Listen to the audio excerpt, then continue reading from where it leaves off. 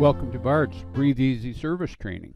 My name is Rick Downey, and today we're going to take a look at how to install the low ambient control on all of the different units that use the snap disc low ambient control as pictured in the upper right. Each of these units was manufactured without the part 8406-112. This video is intended to assist trained, experienced service technicians who possess an EPA certification in the correct category for accessing this refrigerant system. We're going to be installing a low ambient control on a WAC model. First thing we need to do is remove the refrigeration cap and screw our low ambient control onto that port. Once we get it hand tight, we're going to need 2 wrenches to snug that up. We always use wrenches as a backup whenever working on refrigeration components.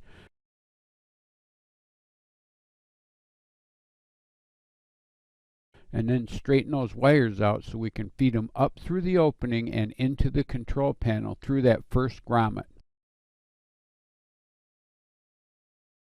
Next, through the second grommet, and that puts us into the electrical compartment. Use the existing grommets for the wire path. Now that we're in the compartment, we need to remove the wire trough cover and run across there. Remove the white jumper and connect the low ambient control to the same terminal that you pulled the wire. Do the same on the T2 terminal on the compressor contactor. Remove the jumper and connect the other wire from the low ambient control.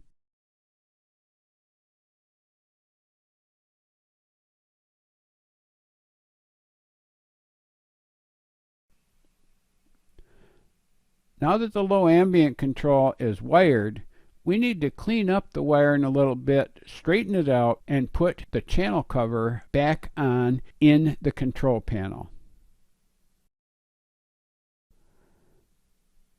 Next thing we're going to do is put a zip tie on the wires to secure them in the ventilation cabinet.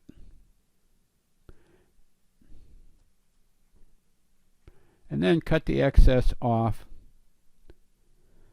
After that, we're ready to go back into the compressor compartment. We're going to use a couple of zip ties in here to secure that wire. We want to make sure that it can't get into the fan motor, and we don't want to let it rub on anything in the compartment.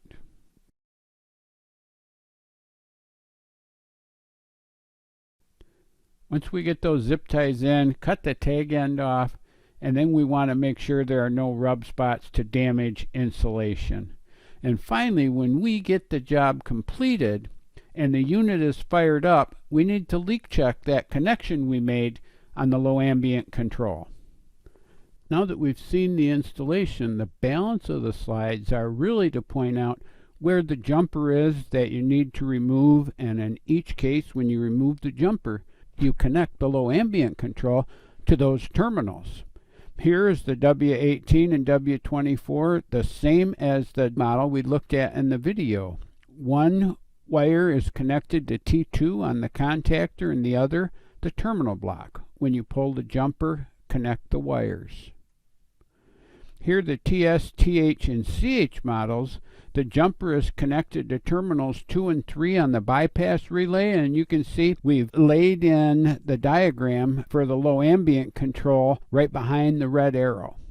For the small cabinet air conditioners and heat pumps with left and right access, it's exactly the same. The jumper runs from T2 on the compressor contactor to the terminal block.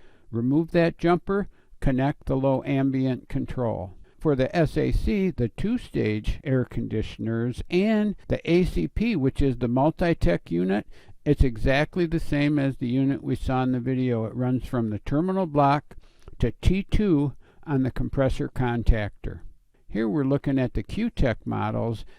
Instead of a terminal block, the 3-inch jumper wire will be installed between the 2 male quick connects on the ends of the black wires, leaving the control panel area into the condenser area in the front right corner of the unit. We're trying to help you find that jumper.